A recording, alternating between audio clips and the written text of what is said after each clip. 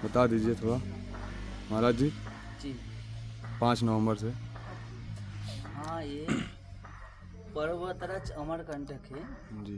ये पूरा तीनों लोक में प्रसिद्ध है। हम्म, तो बोलते हैं जो अमरकंटक है, यहाँ पे जब एक समय था समुद्र मंथन हुए थे जी। तो जहर निकला था। हम्म, तो भोले बाबा ने जहर पान किए थे। उसके बाद में फिर भोले बाबा को बेचैन होने लगा, तो कहाँ पे भी उनको शांति नहीं मिल पाए। हम्म, तो बोले जहाँ हम तीनों लोग भ्रमण करूँगा, जहाँ मेरा को शांति का आभास होगा वहीं मैंने निवास करूँगा। तो भोले बाबा तीनों लोग भ्रमण किया, कहाँ पे शांति नहीं मिला। जब वे मेकल पर्वत को ओर आए तब यहाँ पे उनको शांति का आभास होने लगा। तब ये मेकल पर्वत में भोले बाबा ने समाधि में लीन हो गए। तो 10,000 वर्ष तक समाधि में था। उसी बाद में भोले बाबा का पसीना से फिर वो नर्मदा का प्रकट हुई तपोबल से। फिर नर्मदा माँ भी 10,000 वर्ष तक भोले बाबा की सेवा किया। उसी बाद में फिर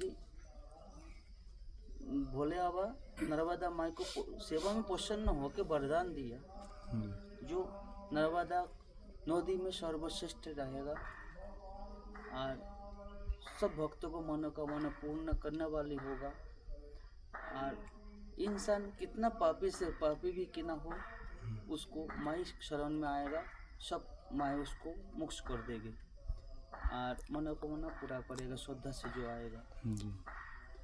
तो ये मेकल पर्वत जो है, भोले बाबा ने भी वरदान दिया मेकल पर्वत को, जो ये पर्वत राज अमरकंटक को जो परिक्रमा जो करेगा तो उसको पूरा पृथ्वी का परिक्रमा करने का फल मिलेगा। और मनुष्य को कायिक मानसिक वार्षिक तीनों प्रकार के पाप होता है, ये नष्ट हो जाएगा, इसे शंकर भगवान ने कहा है।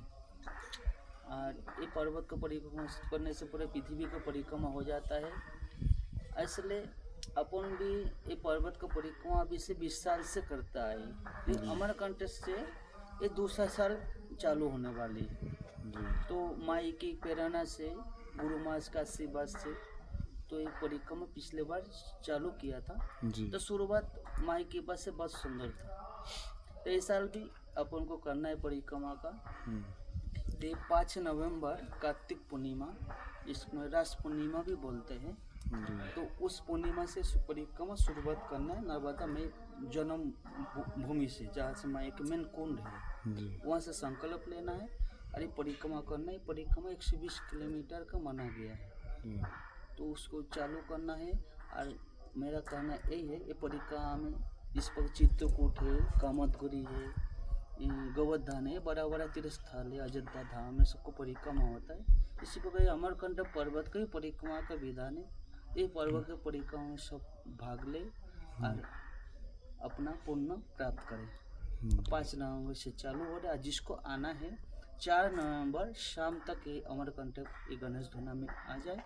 और रात्रि को रहने का खाने का व्यवस्था यहाँ सब रहेगा। और जिसको करना है इस प्रकार अपना ठंडी रहता है इस टाइम अमरकंटक में, तो गर्मी कपड़ा भी ला ले और अपना परिक्रमा करे, तो अपना एक कंबल भरने का बिछाने के रख ले। और 7 दिन का परिक्रमा रहेगा।